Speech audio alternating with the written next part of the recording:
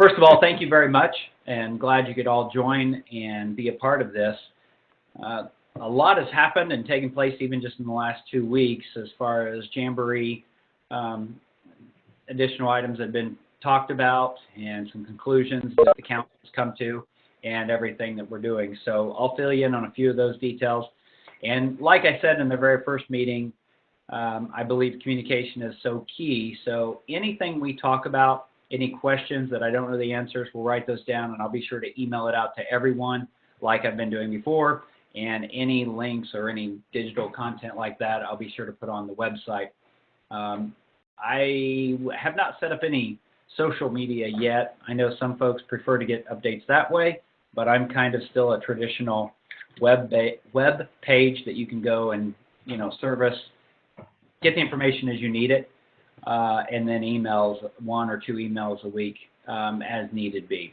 So that's kind of the way I operate it. Although when it comes time for the actual Jamboree, we will have one of our adults in charge of social media, and we'll be sure to upload so that you can kind of see throughout the day different photos that our troops taking and all that kind of good stuff. It was just almost exactly 1 year ago that I was asked to take on the role of a Jamboree. But with that, it's been pretty neat, exciting to see it come together and what we're going to end up, where we're going to be getting to. So we're all heading to the New River Gorge area. Did somebody sneeze or did they have a question? That could be neither. Okay, so we're heading to down in West Virginia, Summit Bechtel Reserve. This is the general area where we will be staying. And we'll have more details on some of this, but we will be staying right up here in the National Scout Camp area. It's the north of Goodrich Lake. Then you have, wonderful places like Thrasher Mountain and Adventure Valley. And all the events take place through these different areas up here north of us. Some service projects out in the conservation area. And then a lot of the high adventure out in the mountainous areas. White River rafting actually takes place here on the side, and it's most of the White River water rafting that takes place is actually done by a third-party vendor that ends up contracting with the Boy Scouts. And I'll talk about something I hadn't talked to the other group, but there is a special opportunity just for our troop to be able to do something a little bit different, but we'll get to that in just a minute. So that'll be the excitement as we kind of the layout of camp. Let me take a few minutes, though, and introduce our different leaders. Not all of them are able to join. Mary Edwards is here, and I'll have her talk in just a minute. But first of all, I'm Chris Jackson, Scoutmaster. My duties basically are like a normal Scoutmaster, taking care of all the normal Scout Mastery things, and more importantly, finding the right people to fill the shoes or fill in for things that I normally don't do very well, which is a lot. So my first assistant Scoutmaster, his picture is down here in the bottom left, Joshua Bokish, the one with the blue hat on. He is a Scoutmaster from Troop 996 out of Hukota, and he has been Scoutmaster for many years of that. It's an LDS church, or LDS troop. And he will be in charge of a lot of merit badge and the pre-merit badge processes that we have to go through, a lot of the pre-Jamboree offerings that letting the Scouts know and helping them get ready for that. He's also going to be an aide to the chaplain's aide, along with the physical arrangement for the lot that we do and how we camp and those kind of things. And if anything happens to me, he gets to take over. Hopefully he doesn't have to do that for his sake and my sake too. He's also in charge of a lot of our first aid. Since I expect I'll be the one that gets injured, I want him to be in good shape.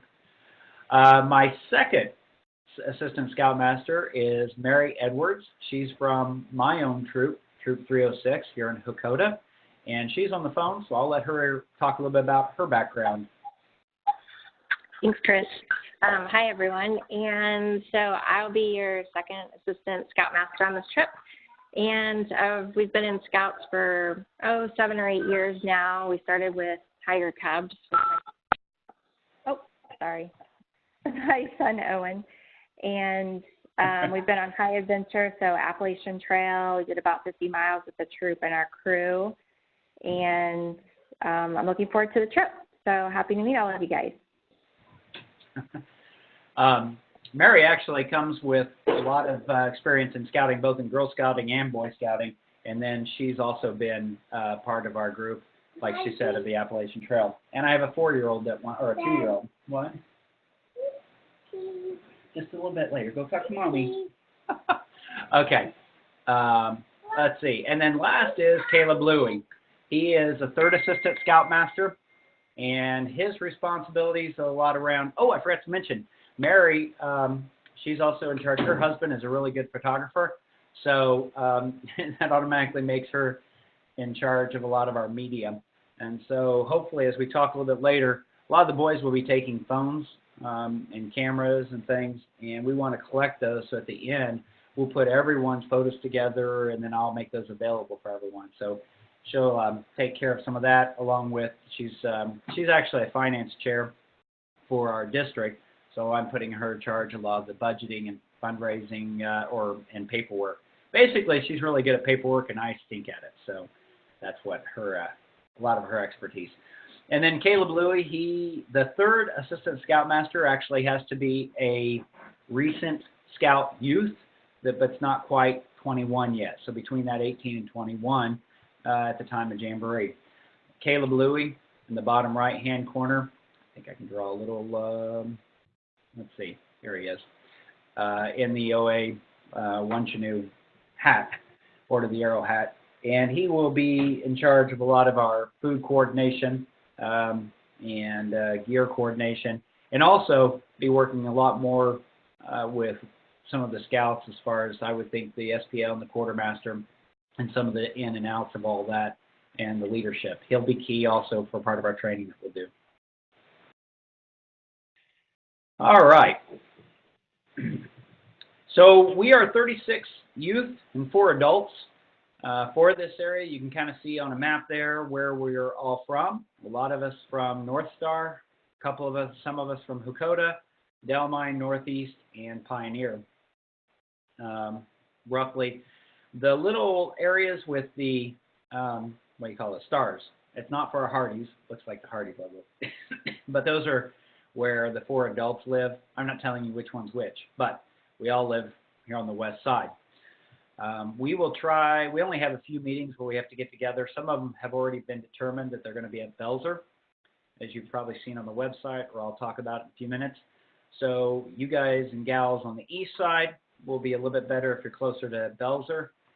We had our last meeting, of course, on the west side, and we'll try to have something. I'm looking for something on the north side for our February 25th meeting, where we decide our leadership, since a lot of you are from up in the northwest.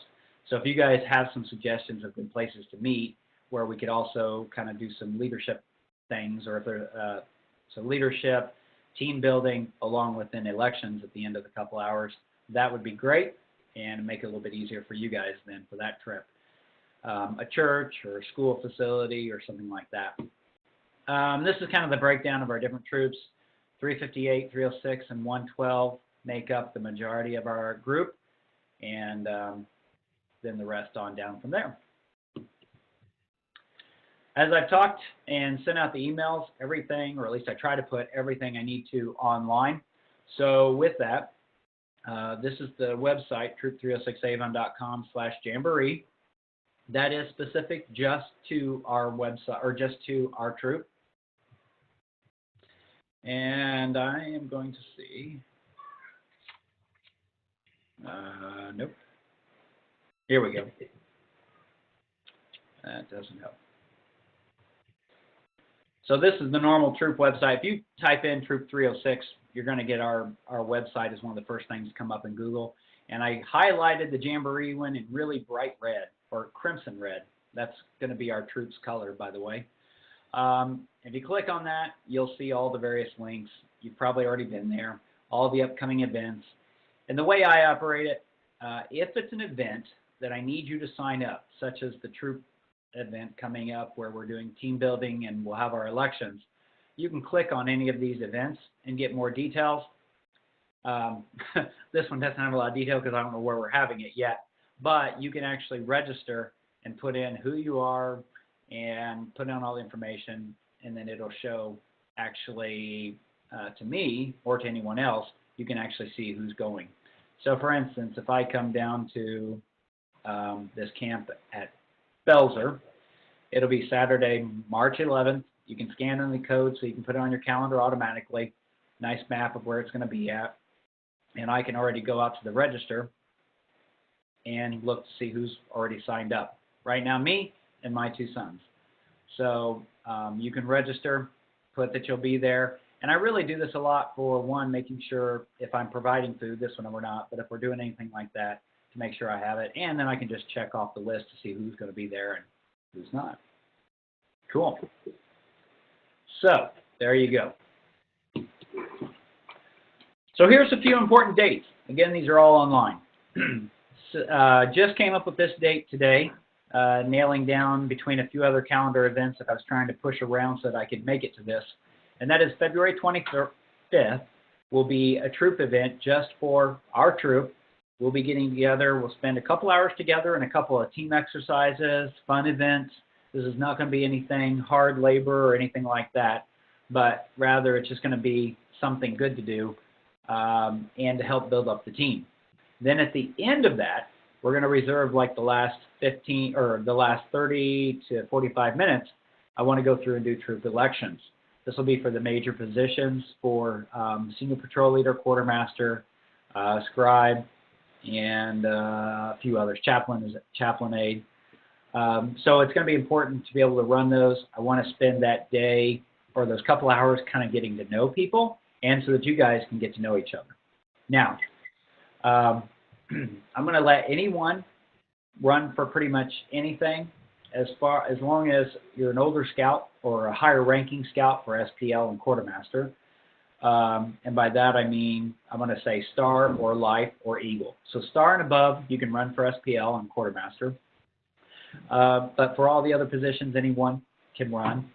And we will do it pretty much, we'll sit down and have a little speech up to 2 minutes, no more than 2 minutes, to present why you should be in whatever position. And then at the end, we'll just simply vote, and that's the winner. Now, our bigger troops, I realize they kind of have an advantage. So it'll be important to make sure we really, if you're the only one from your troop, let's make it the best for overall, that we really make sure you're prepared to talk about why you want to run for SPL or why you want to run for quartermaster or what you can do. And then we'll do the elections that way. Ultimately, the adults, scoutmaster and assistant scoutmasters have the final say in the event of any kind of draw or anything like that. Or if someone, faints and doesn't get to complete. The question is probably going to come up, what if my scout can't be there? Or what if as a scout you can't be there on February 25th? If you can't, that's okay. You got a couple different options of what I'm going to put together. One, you can tell me why you want to run and write up a little bit, and I'll be sure to read it. And especially if you have other people in your troop, they're going to know who you are, and that's fine. The other thing is, if you want to record yourself giving a little speech, I'll bring my overhead projector or I'll bring a laptop, and we'll play it and let people listen. I'm going to really stress to the scouts that this is important because these are the people that are going to work hard. And I can tell you, looking at the schedule, the SPL really needs to be up around 5:30 or 6 o'clock every morning. Most mornings, I'll say. So by 6:30, a lot of the SPL's functions actually already start. So it's not an easy position to be in. But I know, having met several of my senior scouts already in the troop, they're up to the task. Excuse me. All right. Then March 11th is mandatory youth training at Camp Belzer. This is actually being put on by our council, and that is they're asking all scouts that are in a leadership position and us adults. We'll be going through basically 4 hours of youth leadership skills. don't know too much more than that, other than they're probably going to go through, excuse me, they're probably going to go through the standard, normal type youth leadership stuff and kind of put you in through some different scenarios and stuff. If for some reason, let me back up, if for some reason you can't be there on March 11th, again, that's okay. You're not kicked out. It doesn't mean you don't get that position. If you can even be there for part of it, that would be helpful. But I think it'll be advantageous. Quite honestly, it's one of the few things that's free about all this. So if at all possible, you can show up. Health forms. As you know, we've had a few people from our troop already submit their health forms. They really need to be uploaded or given to myself or one of our adult scoutmasters or assistant scoutmasters by March 31st. Because we have a camping trip coming up the next month in April, and I need to have them all for that. Plus, I have to do some vetting, and I have to go through and make multiple copies, and there's quite a bit of paperwork I have to do, and I have to have all that by the end of April. So I really need to have those health forms. It's part A, B, and C. You do not, if you have a form that you downloaded that has anything about high adventure, you don't need those currently. Even if you're doing the high adventure, there's a separate form for that. As a troop, April the 8th to 9th, that's Saturday to Sunday, we want to go on a camp out, and we want to reenact everything just like we would be doing on our Jamboree campouts. This is a time for the team to really come together, for our troop to come together. If you have not given me, or we haven't picked up the application or your health forms, and if you haven't uploaded them, or you're having trouble uploading them to the website, to the Nationals website, then you can just give them to me April 8th at the campout. That'll be fine. In fact, I expect, because nobody wants to drive all the way across town just to hand in a health form if you need to physically hand it in. So probably April 8th. But if you're going to upload them, I'd really like them there by March 31st, because then that allows me to download them before the campout. June 3rd. June 3rd is our final troop meeting. It will be at Belzer again. That one is, again, by the council, is actually putting that one on. I believe that is probably when they're going to pass out, this hasn't been confirmed, but that's when they're going to pass out all the free stuff, sort of free, all the things that we get. We'll talk about that in a few minutes, but like the duffel bag and the backpack and those kind of things. It'll be a last-minute time to, or the last time to ask questions at the council level.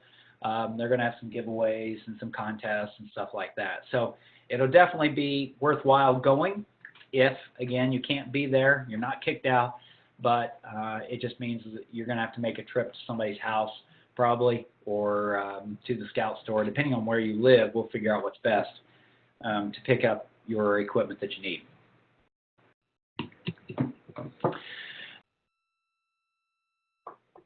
All right. So July 17th, actually at 11:59 p.m., a minute before midnight, we leave on Amtrak from Indianapolis to head to the Jamboree. I've got a full layout of what that day looks like, but basically across the street from Amtrak there's a hotel. I can't remember which one it is. Embassy maybe, or whatever. There's a big hotel. And the Boy Scouts, Crossroads of America, has rented out the entire bottom conference area that's available. And between 10 and 11 o'clock, all scouts and us leaders will be dropped off, and we'll gather all our gear and put it into one place. Then at 11 o'clock, everybody says goodbye, and the scouts will load up their gear. The duffel bags go one place, your carry-on goes with you, and we go on. A question that was raised last time was, what about pocket knives? Pocket knives are okay. You can take them on a train. It's not quite as strict as the airlines are. So if you have a small or a regular pocket knife, you can take that. If you have any kind of straight blade or fixed blade or something a little larger, just make sure that goes in your duffel bag, and then it'll be fine. Jamboree, July 18th through the 28th. You probably already knew that. And finally... Quick question about knives. Sure. Is there a blade length maximum? So Officially, it's whatever the Boy Scouts requirement is, and I forget what off the top of my head is. Under a couple of feet. I actually forget how much it is, what they say. But it does include, I mean, you can take a fixed blade knife. Some Scoutmasters don't appreciate those. I don't care. I mean, and honestly, sometimes I think they're safer. No machetes or mini swords. But I forget. I'll look that up. Let me write that down. Knife size. Okay. And then July 29th, we return. Unfortunately for you parents, we return like at 6 a.m. in the morning. So a couple of our parents with our older scouts said they're just going to give their kids Uber money and find a way home. So there you go. It will be an early morning. So what's supplied? By going, you actually get a duffel bag. Now in the bottom right-hand corner, those are the duffel bags from 2013. Unfortunately, this year, they're not quite as cool. Those are Osprey backpack / duffel bags, and they were pretty cool. The ones we have this year, I forget what company they are. They're not a bad company, but last year, National paid for them, and it was part of your money, $1,600 for going. This year, National said, we're not providing it. But our local council had already said everyone gets a duffel bag. So it's actually coming out of our local council's funds. So they're getting those. Right now, it looks like they're going to be kind of a blue, a little darker blue than that. But they have it's a very large duffel bag. I forget how many inches, but it's very large, along with little backpack straps, so you can carry it that way. The other item you'll be getting that does come from us, and I know it'll be black with little silver strips on it, and that's a backpack. It's more like a day pack. It does have a place for headphones and electronics with a headphone jack that comes out the side, and it also has a place for a water bladder inside. So if you have a 2 to 3 gallon water bladder or smaller, it'll actually fit down there, and then you can bring the hose out and use it that way, which I would highly suggest doing that. You don't have to get all the other stuff, but even Walmart, if you don't have one, Walmart sells an off-brand water pack like that will fit just fine, and I think it's like $12 or $15. It's pretty cheap. So that's another item. You will actually get 2 sets of Jamboree patches, and I will show you preliminary what the patches kind of look like. Let's see if I can bring this up real quick. Now they'll be in color when it really comes time for it, but this is what the pocket patch will look like. Goes above and below, specifically for OA guys. And each person will get 2 of these. One patch set will be in color. Here, let me do this. Let me see if I can kind of scan around it. So if you look at each one of these little, let me see if I can annotate this. If you look at one of these patches just like this, that is the same size as the council patch that's on your arm. So it's a lot of them. And you can see, let's see, there are 9. 1, 2, 3, 4, 5, 6, 7, 8, 9. Yeah, there are 9. The bottom one just hasn't been anything put in it yet. Let's see, can I turn? Nope. They're still working on that. You can see up here they actually have the Boy Scout and crew. So it's a pretty neat patch. You'll get 1 set that's in full color. That will probably be yours to keep. You're getting another set that's in black and white that will pretty much look just like this design. The idea is it will actually come with then markers that are safe for writing on here. And the thought is you can actually color them in with whatever colors you want, or you can trade these with other people and then they can color them. I think, honestly, they're maybe just trying to save some money, but it's a neat idea. It worked pretty well for another council last year, and so that's what we're trying. Question? Nope. Okay. So that's kind of the patches. So you get all 9 patches around the outside, plus this big patch on the inside with a 9-sided octahedron. What would be 9? What's that for? All right, so you get 2 sets of those patches. Oh, you'll also get patches that go on your site that say Troop 2446 because, well, you need those for your scout shirt. You'll also get a patch with your name. We'll be confirming names, whether you want a nickname. Well, I think we will be able to. It may be just the name that you're registered with. If you really want something different, I can't go with, like Bubba or, Hot Lips or whatever. But if you registered as, Joshua and you always go by Josh, hopefully we can get those changed so that we can make sure we get those set up. But for the most part, it'll be your name that you're registered with, along with your troop. At the actual event, when you get there or right as we board the train, somewhere around there, you will actually get a Jamboree hat and a neckerchief. I have no idea what they look like, but we'll get them, and that is part of our registration. And finally, hopefully by the time of our camp out, or after our camp out maybe, but sometime in April, early May, we will have troop T-shirts. And that's something I'm budgeting out of our troop account. We have a few $100s, and we're going to spend it towards a T-shirt. My goal is that it'll be a very simple design in crimson red or darker red, our troop colors. It'll be simple enough, but it'll be scout worthy of Jamboree. And then we'll give you one. If you want more than that, then you'll be able to buy additional ones. I'm hoping to get around between $10 to $15 per shirt. If we do some online places, we can get them for about $15. There's a place locally here on the west side that we've gotten some pretty good deals with. So we'll just see what we can muster up there. So that is something Mary is working on. Any questions on the items that are supplied yet? I'm looking around like I can actually see you all. That's ridiculous. Okay, the other thing is everything, the scouts need to remember, everything they're going to take on this trip has to fit in the duffel bag and the backpack that they get. There's no additional suitcases allowed, no additional duffel bags or carry-ons and things like that. And that's even for us adults. And we even have extra stuff that we have to take for the troop.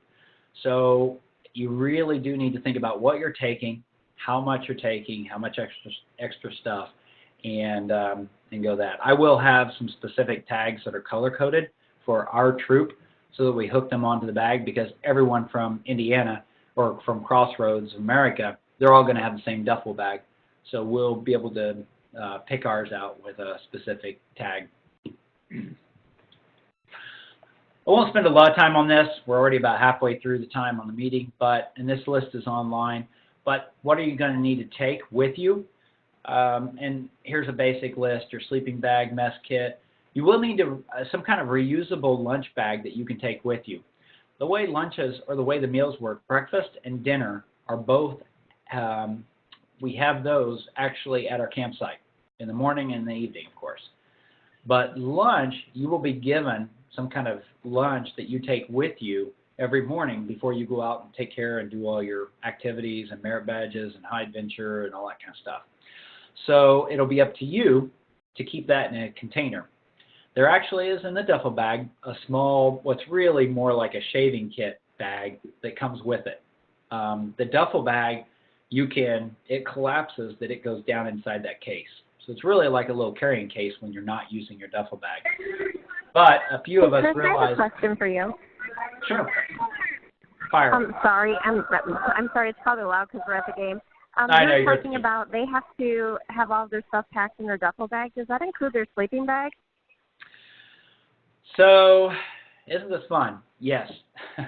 So I'm told. Yeah, I had that same question because some of the sleeping bags are kind of big. Now, the one thing to realize, we're going in the winter, or we're not going in the winter, we're going in the summer, and it is going to be pretty hot, and a smaller, thinner sleeping bag. But yeah, I'm told everything, including including a sleeping bag.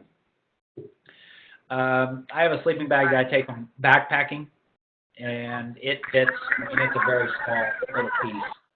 So that may be something. In fact, I just, let's say it was last year when I went backpacking, I tried a backpacking sleeping bag from Meyer. It's in their camping stuff, at least the one here on the west side. In their camping area, it's baby blue, of all the horrible colors for a guy to walk around with. But anyway, it's in this baby blue, and it was very good. It's rated for 40 degrees, but it was very lightweight, extremely small, and it kept me plenty warm enough. And it was something like $25 or $30. I know we don't want to all spend more money. We're already spending enough, but it worked very well. So I wouldn't say you need to go spend high money. But let me verify one more time with our folks about that. Because I have to admit, a lot of the sleeping bags, there's no way they would fit. All right. Okay, thanks, Chris. You're welcome. So that's a good one. So reusable, some kind of water bottle to carry water or a bladder around. And then, of course, all your normal stuff, hand towels, washcloths, flashlights with batteries, sunscreen, blah, blah, blah. Insect repellent, definitely. We have decided as a troop, you only need one Class A uniform. In times past, they've made them take 3. This year, they're saying 2 officially, if you look at the official manual that comes with everything. But we're saying you only need 1. We only need the Class A for 3 times. For opening ceremony, closing ceremony, and then there's a midway through, there's a ceremony where we'll need Class A. You may need a Class A specifically for any kind of religious activity or certain activity they may do while you're there, but that's it. We will not be dressing in Class A for our dinners. We're just going to use whatever we're wearing for the scout during the normal day. It was much too hot, and most troops last year decided after the first day they were not wearing their Class A's for dinner. Of course, you want some long pants, short pants, all kinds, shorts and everything, and the different shoes and rain gear and all that kind of good stuff. So there's a full list. The list actually officially on our website, which came from council, talked about only having like 2 or 3 pairs of hiking socks and 2 or 3 pairs of regular socks. Those don't take up very much. I would make sure you have enough for every day. And then some optional things, a pillow. I'll be definitely taking some kind of pillow, swimsuit, water shoes, sunglasses. And something that was mentioned a couple of times on some of the webinars that Mary and I have joined, and that was a solar camp shower. So the showers for us scouts is groundwater that we get to take a shower in. That's kind of cold. It runs through some piping, and I found out a little bit more about it, the way they've routed it. It's a tad bit warmer, but not much. So what some of the scouts and what folks are saying is you may want to get one of the 3-gallon solar camp showers and just take it. Or if you and a couple of your buddies want to, share it, that's fine. And if you haven't seen those, they're basically a 2 to 3 gallon water container that's collapsible, but it's black. And you let it set out all day so that it warms the water inside. Hook it up in a tree or hook it up somewhere high, turn it on, and that's where you take a shower, and you can just shower yourself down with your swimsuit on, or you can take it to the showering facility and take care of it there too. But at least it might be a little warmer. Either that, or you take a really quick shower if you use the ones there. Of course, I don't expect scouts to take a shower every day anyway. The other big news is, if you haven't heard, cell phones are, I won't say mandatory, but highly encouraged. All the events that each scout goes to will be registered. While they're there at camp, they can use their iPhone or their Android phone to register for the different events that they may want to go to. Rather than hiking 2 miles or a mile or so to an event just to stand in line, they can instead, with this app, they can see where the different events are, what part of the area it's going to be, and they can pre-register the day of or a day before, and based on how long the wait is, they can decide when they want to go, register, and then they can start on their hike, they'll get there, and then they can try to hit more things altogether. This is a big improvement, I'm told, from last year's where, kids would spend, an hour or so hiking to one of these events, and then they would stand in line for 2 hours, then they'd have some lunch maybe, meet with a few friends, and then they might get to go to one more event, and they'd have to go back for dinner. So this is hopefully to decrease some of that. Definitely nothing too expensive. I believe, everywhere will be Wi-Fi, so you're not going to be eating up data. So Wi-Fi should be in most places. So even if you have an old phone that doesn't have data, but it does work on Wi-Fi, you should be able to use that. Or if you have a tablet or a smaller tablet. I would not suggest probably taking a big, a larger, like 9 or 12 inch, maybe 9, but not the larger tablets or an iPad. But the smaller ones wouldn't be too bad, or a phone. With that, there will also be charging stations all across the area. I don't believe there are going to be any charging stations actually at our campsite. So what I plan to do is use one of these battery chargers, and I have a cell phone or a solar panel. It will charge during the night, and when I get back to my tent, I'll plug in my cell phone, and then the battery will charge my cell phone throughout the night. So it's something to think about. And if you have any additional, if you don't take a cell phone and you want to take a camera or listen, maybe a different camera than what's on your cell phone, that's great. And then if you'll share those photos with us, even better. So let's see, there were some other questions. Yeah, so parents, I will send out probably more information, not probably, I will be sending out some additional resources on phone. I had contemplated on what to do about phones. So for my troop, we don't allow electronic devices on most of our campouts, so I don't have to worry about it. But I was debating on this one. Do we collect cell phones in the evening just to keep young men from texting or FaceTiming or whatever with their loved ones or their girlfriends back home all through the night? So I would have a talk with them and just let them know we don't want that. I'm going to be stressing it with them too. And I've got a few apps that you can put on to the phones just for you as parents, so you can kind of monitor that or be aware of it. Otherwise, it really is going to be up to the scouts' discretion of how they use it or how they don't use it. I figured the overhead in me trying to collect all the phones, make sure they stay in good shape, and that they all get back to the right person, and if they get charged and all this kind of stuff, is not a responsibility. What's that? Okay. So, something to think about and how you want to deal that with your own kids. If you do want me to take those phones as a parent, you come to me and say, "Hey, my son's going to turn in his phone to you." That's fine, but I'm not going to make it mandatory for mine. All right. If I do take him, though, I promise not to surf all night on him. So what can you do to be prepared? Coming very soon, there will be youth webinars for the youth to be able to, any of our scouts will be able to watch. Just helps you prepare and know what to expect once you get there, how to pack, how to go about doing everything, what things to, maybe some questions you hadn't even thought of. There's youth leadership training that's coming up here next month, next month in March, as we already talked about. It's on the schedule. And there are quite a few scout blogs. If you do a search for Jamboree blogs or how to prepare for Jamboree, you'll find quite a few links, along with YouTube videos, some really good ones. There's a Scout Wire, part of the scouting magazine that walk you through a lot about Jamboree. And there's so many links on there, I'm not even going to list them all. But if you go to do a search for Scout Wire and then look for Jamboree, there's plenty of resources, both like PDFs and magazine articles, along with videos or links to videos.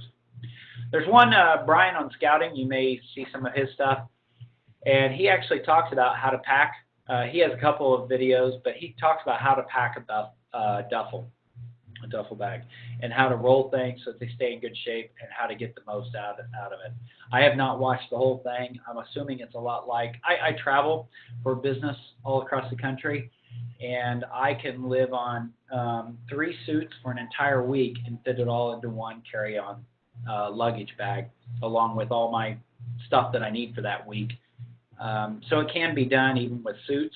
It's just a matter of really optimizing how you're packing and making sure there's nothing that has a void in it, like packing things inside your shoes, and just every container, even down to your mess kit. If there's space available inside of it, open it up, put some socks, handkerchiefs, underwear, something in it, and close it back up. Utilize every square inch that you've got. Interesting, on his video, that picture, I don't seem to see a sleeping bag.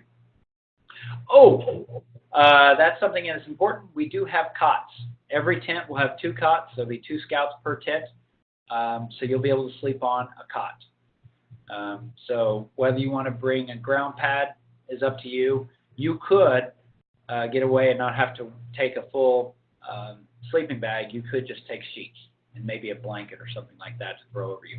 So that's up to you. All right, we're going to wrap up with a few other essential items.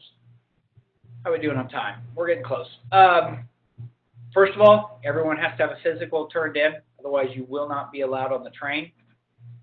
That physical needs to be, of course, all Part A and B, the parents sign. Part C, I'm sure you've all filled out plenty of these. That has to be done by a physician. And all 3 parts need to be completed and then uploaded to the website or given to me, or I'm actually going to put Mary Edwards in charge of the health forms or the physicals. So those will all need to be taken care of. Now here's what's going to happen to these. Ultimately, they will all get loaded up to the website. They have to be at a central location out on the BSA cloud. I will have a copy with me physically that I'll have with me. I will also have a copy that I will have on my iPad, so I have digital copies. So I have access that way. And then there'll actually be a 3rd or 4th set, however you count that, that will be left here back in Indiana with somebody so that there's just another means of having this data if everything else breaks down and you can't find me and I don't have my iPad, the battery's dead, and we can't for some reason get access. I can, physically get on a phone, call my wife, and get the information, or whoever we leave it with. So that's how. So there will ultimately be 2 physical copies and then 2 digital copies. When we're all done, you get the physical copies back, or I can shred them, depending on whatever you want. If they're the original, I'll give them back to you. Knowing how BSA is, if you get the physicals done, I'd rather you just make copies of them or scan them in. I mean, if you're going to upload them, that's what they're going to be anyway. Keep the original with you so you can use them for other things. If you give me a copy, then I'll just shred them when we're done. I have a question. Sure. My son has a peanut allergy. He has to carry an EpiPen. Okay, perfect. He's never had to use the EpiPen, and we're hoping he never does have to use the EpiPen. Okay. But I'm probably going to send a bunch of them. And okay. Is there anything I have to fill out to make sure that he can carry an EpiPen and some Benadryl? Because that's what he's supposed to have with him at all times. Yeah, and that, along with an inhaler, are some of the medicines that the scout is supposed to keep with them. So absolutely, and he should keep them. What I would do is, and actually this is a screen we talk about, there's an optional supplemental medical information. Just any kind, there's no specific information you need, but if you want to explain that, I would just, in a simple document saying, here's what he needs, he has a peanut allergy, he'll be carrying it with him, and that's fine. So that's good. He should have it with him. We typically, in our first aid kit that we carry, if I take the whole thing, we'll have 1 EpiPen there. But has he ever given himself, you say he has not given himself a shot before? He has never had a serious reaction. It's Okay. one of those that we hope that continues. He has never had really any kind of an anaphylactic reaction to it. He had a stomach ache, but it could, the next one could be bad. You just never know. Yeah. And he doesn't have to be separated from people with peanuts. He just can't eat peanuts or anything that has hidden peanuts in it. Okay. So, yeah, and there's actually, when you go through when you upload the medical forms, along with some of the other medical, it's kind of annoying, but it's this double entry. They want the medical forms as PDFs uploaded. We'll talk about that in the next slide. But they also have you type in a lot of the information again on some of the medical forms at the national level. So that will be listed that he has a peanut allergy. It's something that will get printed out, and we'll know about it for our food, our kitchen duty folks. So it's not airborne problem. It's only if he ingests it, it sounds like, so that's good. Or that makes my life a little easier. It's a lot, yeah. And even if he has something that's made in a facility, it doesn't matter. As long as it doesn't share equipment or contain peanuts, we're fine. Okay, good. So I would put that. You will need to submit a copy of the insurance card, medical forms A, B, and C, and D. And then if you are exempted from immunizations, you have to submit that. And then there's a place to submit your supplemental medical information. This is really if you have additional information that you want to make sure everybody knows about, or, I mean, the people that will be looking at this know about. For most of us, we will probably only have two things to submit. One, the front and back of the insurance card. That'll be one PDF. And then the second PDF will be all the medical forms scanned together as one PDF. So that's how that'll work. And this is a few things about uploading them. Prepare the documents ahead of time. Takes a little bit to get them all together. And they actually have, if you're going to scan and upload them, they have to be created as PDFs, not just as big photos or JPEGs. And they have to be readable. So they get rejected if they're really bad quality. I've had some that were faxed to me, and I know some summer camps will accept it and they'll take it, but they are a pain to read. But for these, they want to make sure they're very legible.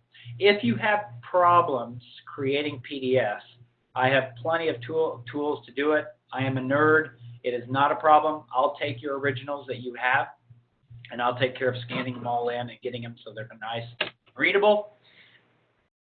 As an advantage, or as a bonus, if you give it to me soon enough, I'll do all that, and then I can send you a copy of the PDF, so then if you ever need it throughout the rest of the year, you can send it wherever it's needed. Excuse me. Any questions on medical stuff before we go on? And as I choke to death at a convenient point talking about medical. Okay. We'll make this kind of fast. Our first camping trip, we are actually working on several main things. As I talked about, it'll be in April, that first weekend in April. That's when we really want to vet out or test our youth leaders and really get them used to working with their fellow scouts. It'll help us all get to know each other a little bit better. It's going to be quite a bit on team building. The other thing is we're going to operate our patrols within that, and we'll probably go ahead and elect patrols at that time, patrol leaders at that time. So I should say this too. Actually, we may have to elect them earlier because of the leadership. So forget that. We already know who the two patrol leaders are. And it'll really be to bring our unit together and to make sure that there aren't any problems. I don't expect there to be, but just to make sure and to make things sure or square there. Our meals. I'm going to try to operate our meals just like they will be at Jamboree. In fact, I have the menu. I even put some links out there. You can look at what the menus are like for the upcoming Jamboree. They're doing it a little different. Rather than giving you packets of what to cook for your meals, there's a huge tent that's set up that's like a grocery store. And you go in and you ahead of time have figured out, based on they have a list of what's available, you go and purchase what you want. And it's all done with Scout credits. You bring it back for the next day, and that's what you cook the next day for breakfast, what you pack then for lunch, and then what you cook in the evening for dinner. If we have any leftovers, we get to take it back to the store, and if it's unopened, we actually get credit back for those. They are running it on a point system, and basically things that are healthy and better for you are a little cheaper than, you know, some of the desserts and stuff like that. So we have a way that we could actually, over the course of the week, be able to afford something a little nicer if we save some of our credits and don't eat up all the pudding and ho-hos and bonbons. So that's the theory. Whether it works, I don't know. We'll see. Those that do go shopping, and we'll rotate it through different patrols, there'll be one scout and an adult leader that will be over most of it. It'll be part of the kitchen assembly. But the patrols will take turns in going and getting the food, and then the next day they'll be in charge of cooking the food that needs to be cooked. Or one patrol will be for passing it out to the various patrols that do all the cooking. So with that, each patrol will get a chance to make a menu, decide what we will eat, and then learn from what the past patrols have done. They'll go do the shopping, and then they'll bring it back. And hopefully we don't all starve to death. So that's what this is going to all be about, and should be good. Oh, there's actually a phone app, and that's how they check out, and they'll scan in all the products with their phone.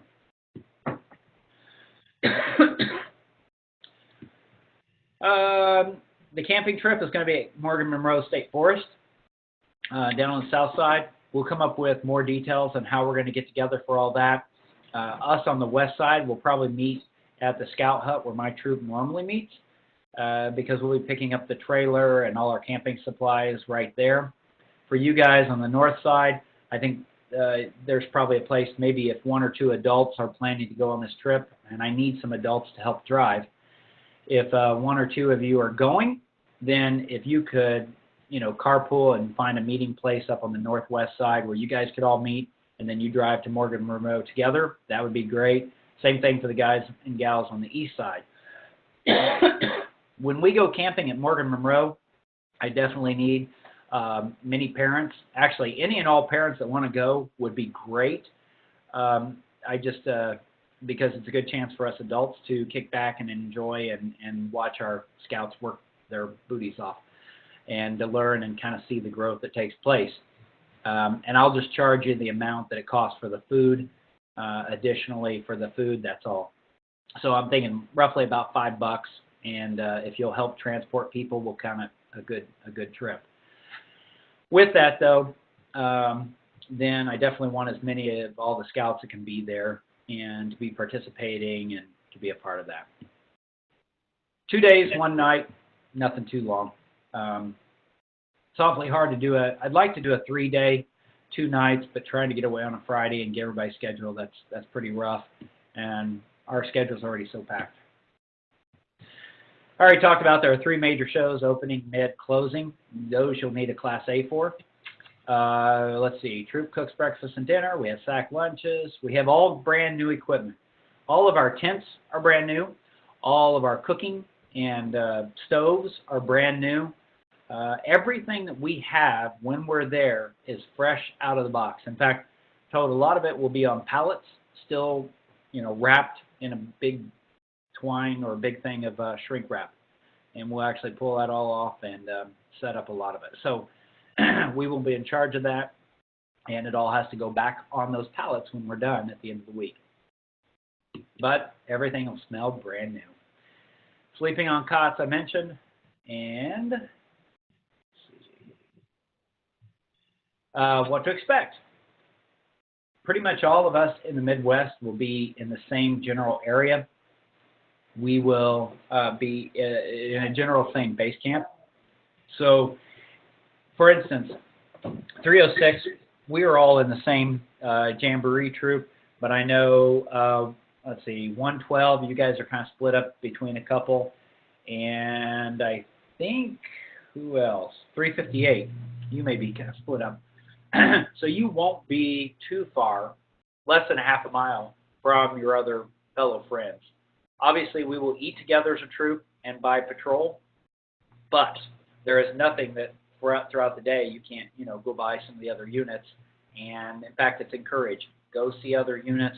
Go meet up with your friends. Go meet some new friends. You'll have a lot of fun. So that's good. Zip lines, no matter what happens, the lines are extremely long. I don't know if you can pre-register. I think you can. But even at that, the lines are always very long. And we've been cautioned on all the webinars that I've listened to now that say, the lines are long. Get used to it. It's just going to be that way. Don't expect to go zip lining every day. But if you pick a day that you want to go zip line, that's great. But you're probably going to spend all day just on that one event. There's a military flyover every day. I don't know when, but at some point, military flyover. And you will use your phones, as we mentioned, for a lot of updates throughout the day, throughout the week. Any registration that you want to do for merit badges and other events or just special occasions, It's also where they will publish the newsletter to the devices and update news. We'll also have alerts. So there's actually a Boy Scout Jamboree phone app that will be coming out. It's not out yet, but it will be out. Plus, as a Scoutmaster, it's kind of handy being able to have these, knowing that I could get a hold of Scout a little bit easier this way. So hopefully texting is something that they'll be allowed to use. And I would say, at least for this time period, it'd be nice to have texting. Maybe if you could have unlimited or closer to that, it would be a huge help. I could see using that to send out massive updates to the kids just in our own troop saying, hey, you know, don't forget Class A on Wednesday or whatever. And Wi-Fi and charging stations, as we already talked about. Here's a general kind of look at how things are going. You don't need to memorize this. It's elsewhere. But this is kind of what you can see. 6 a.m. is where revelry starts, breakfast by 6:30 to about 7:30. So that's why I say the SPLs and quartermasters, you guys are going to be up a little bit before 6 o'clock in order to get things started. It really, it is a busy day. There is quite a bit. And dinner around 4:30 to 5 o'clock. Yay! Okay. Where to go? And then, of course, one of the big opportunities that are all these are patch trading. I've done this for OA. You can take other patches, you know, and you order the Arrow or maybe some others that you have, along with the ones that come with our council, and you can be sure to take those and trade with other folks. There's a lot of adventure sports that you'll be able to sign up for. There's a full listing online, but you can sign up and get registered for those. Of course, all the science programs, as you're aware of. There will be a day of service or a half day that we will engage in. The adults will also be taking on some additional ones. And this counts towards your service hours. In our troop, we always talk about you can never have enough service hours. And this will be highly encouraged and some good activities.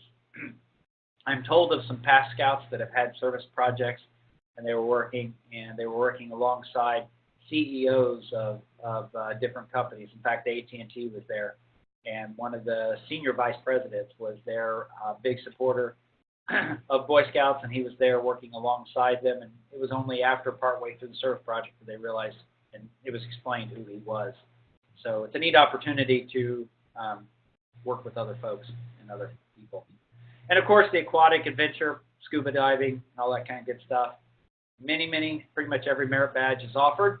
I don't expect you to go there and take all merit badges, but it would be nice for $1,600. At least maybe you walk away with one merit badge. And of course, all the wonderful camp life that it offers. So that brings us pretty much to the end of this. Let me go through a few quick questions that I know we've had from past times, which is on the Jamboree. Is it here? The Jamboree trading posts accept both cash and credit cards and debit cards and prepaid cards. That's the official answer. One of our scouts, or one of the Scoutmasters, had talked to Jamboree, and they said they may even be able to offer e-pay, so like Apple Pay, and those kind of things. Clothing, you can wear any Scout-related clothing. It is suggested, though, if you have any other kind of clothing, that it be very plain, or else, if it has a logo, that it's extremely small. So no big concert shirts, no big band shirts, or specific things like that. Definitely nothing with big old Pepsi logo or any kind of logo like that. Obviously, I have some plain shirts that I just like wearing because they feel nice, they're comfortable, and they absorb nicely, they air nicely, and they have up in the on the sleeve they say whatever it is, Under Armour or Champion or those kind of things. That's fine. If it has some little not real in-your-face type logo, that's fine. Obviously, you can wear any Boy Scout shirts. They can be from your troop. They can be from a crew. They can be from adventuring. They can whatever. They can be from Webelos. I have a Camp Belzer shirt. I'll probably wear one day. I have a Kick the Weeman shirt. So they're all scouting. That's fine. It does not have to be just from our troop. So your home troop is still a part of your heritage. Obviously, it's very important, so be sure to wear some of those too. Medical forms, we talked a lot about that. There used to be a high adventure Part D. On the official medical form that you download that's on our link on my website, along with the one on council, it only has A, B, and C. That's all you need to fill out. And then knives, I'll find out the additional question about how long the blade is. For some reason, it's like 6 inches coming to mind, but I don't even know if that's official. I think that's just a guide. So I'll look into that. But anyway, pocket knives are fine on the train. The rest of it, just put in your duffel bag and you'll be fine. And then the question one person asked, could they pick up their Scout actually at Jamboree because they're going to be driving right past there to go on a family vacation? The answer is probably. We can do that. I can't take on extra people to bring them back because the train tickets are specific, kind of like airlines, they're tied to a specific person. But if I know you're not driving or riding back with us, that's okay. We can make an allowance for that. Okay, so I think I got through most of my questions and or answers from the past. I will open it up to the floor. Anybody else have questions, comments, accusations, concerns?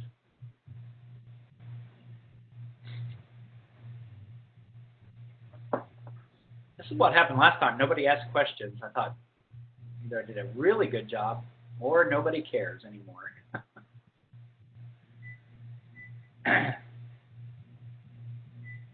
Going once? Going twice? All right. Well, once again, I thank you very much. I look forward to Jamboree that is coming up. Stay tuned to the website. If you go to the troop306avon.com/Jamboree website and take a look at those events, again, that really is the key. Well, if I get to come back up here. I will, I know what I forgot. One other thing, some of these events on the website, you will notice they are specifically for adults, they say, and that's for me. I was just afraid I would forget about them, so I put them on here. So that's for me and the 3 other leaders, so don't get too caught up on that if it says adult. I tried to make the icon like a boring meeting. But all the rest of these actually are real events. It's something you need to be aware of. The final payment for Jamboree, March 15th, yay. I should probably say a note about that. If you don't have everything paid by March 15th, do you get kicked out? No way. But it does need to be mostly paid by then. So hopefully, if you have final payments, you're done with your taxes by then, and maybe you get some return on that. If